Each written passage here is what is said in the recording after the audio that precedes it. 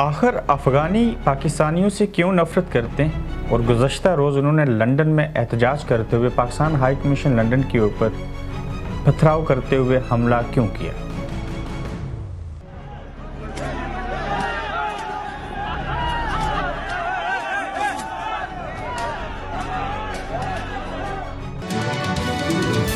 السلام علیکم، آپ دیکھ رہے ہیں گورکھ دندہ ابرار قریشی، آپ سے مخاطب ہوں۔ کرکٹ میچ ہو،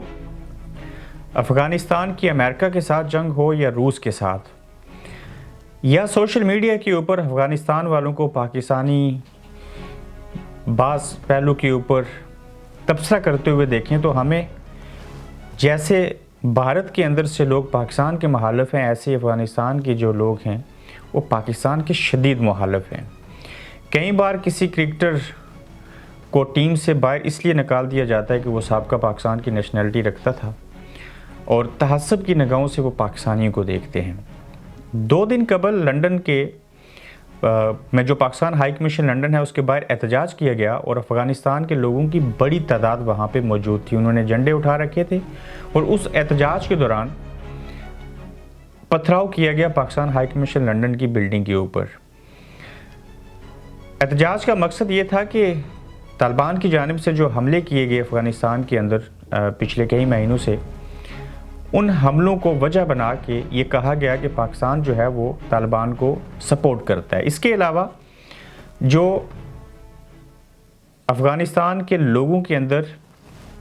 پاکستان کے حوالے سے منفی سوچ ہے، اس کی سب سے بڑی وجہ پرویز مشرف صاحب کا دور حکومت ہے۔ جب 9/11 ہوا تو اس کے بعد ہم پاکستان والوں نے امریکہ کو اپنی جگہ دی اور کہا کہ جاؤ اور ان افغانستان والوں کو مارو۔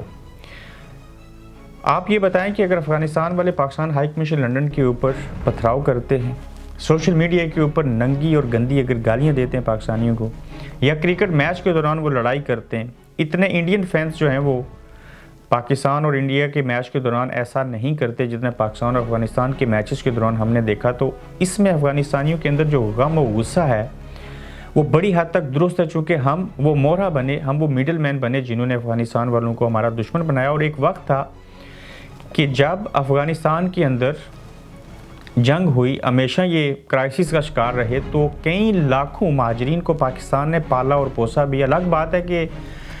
دنیا کے بڑے جو ممالک ہیں یا جو NGOs ہیں انہوں نے پاکستان کو فنڈنگ دینی تھی ان کی دیکھ بھال کے لیے، مگر وہ بھی نہ ہو سکا، اور پاکستان نے ہمیشہ دوسری طرف خیال بھی رکھا ان کا، جو کہ پڑوسی ملک ہے اور مسلمان ملک ہے۔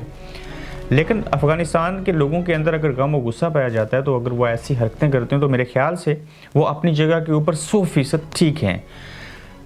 حال ہی میں جیسے ماضی کی میں نے مثال دی، 9/11 کے بعد پاکستان کے نے جو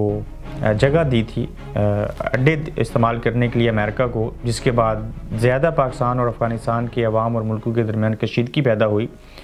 وہیں پر اب دوبارہ سے اس حکومت نے بھی کوئی نیا کام نہیں کیا، کوئی تبدیلی نظر نہیں آئی، اور امریکہ کو جو وہ کانٹریکٹ تھا اس کو ایکسٹینڈ کر دیا اور اس کے بدلے میں پاکستان کو ایڈ ملتی ہے، اور وہ ایکسٹینشن یہ ہوئی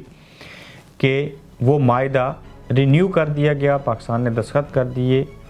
اس معاہدے کے اوپر کہ افغانستان کے اندر امریکہ کو رسائی جو پاکستان کے راستے تھی وہ رہے گی، اور کئی سال آگے مزید یہ سلسلہ بڑھے گا۔